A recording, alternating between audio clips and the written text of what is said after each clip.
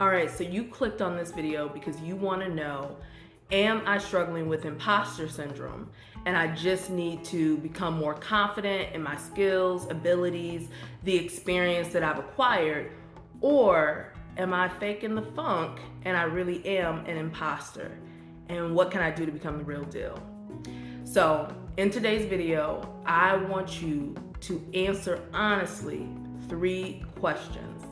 Because I think if you answer these 3 questions honestly, you'll be able to better assess whether or not you're dealing with imposter syndrome, or if you might be faking the funk and need to actually become the real deal.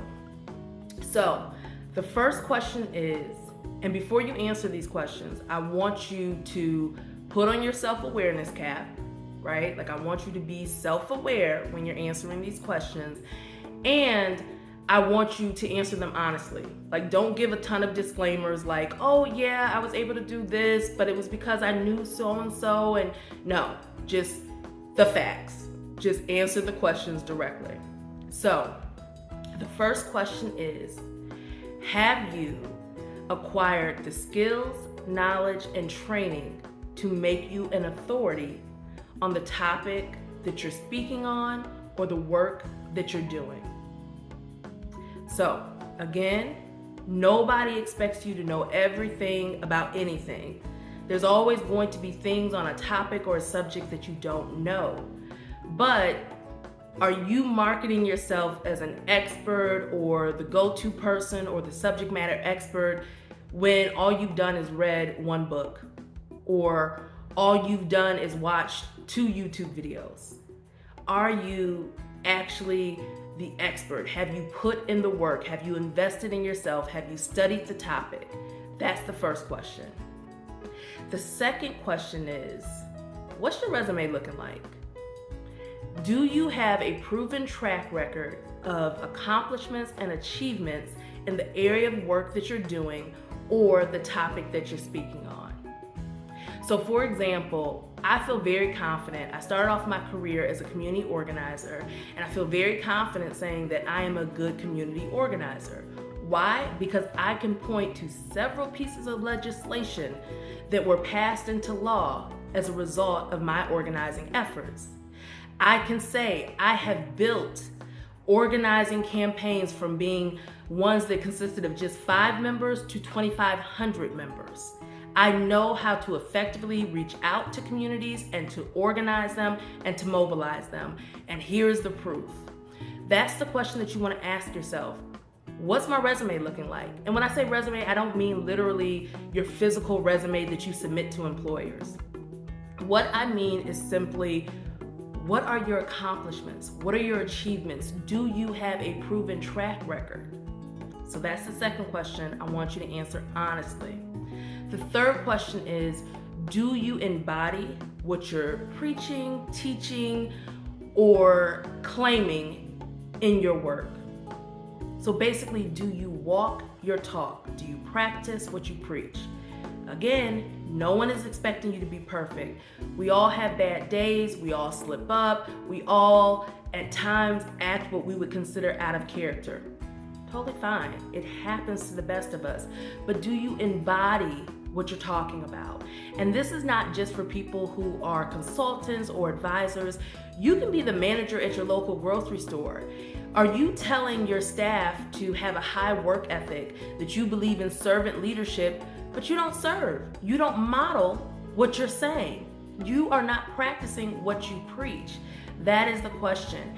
And when you think about what it means to embody something, think about it in this way. What comes natural to you? What is almost automatic to you because you've put in the work to really embody what you're teaching and what you're preaching? So for example, in my coaching, I really emphasize and stress how having an organized space can help reduce anxiety and how it's good for your mental health. Now the thing is, if you come to my home and you see things a mess, I'm not walking my talk, but that's not the case. Again, I'm not perfect, but I do preach the importance of keeping a clean and organized space. And so anybody who knows me knows that you can come to my house just about any time of the day, any day of the year, And you're not going to see dishes in the sink. You're not going to come into my bedroom and see clothes scattered all around. You're not going to go into my bathroom and see hair products and makeup and all kind of stuff scattered around the bathroom counter.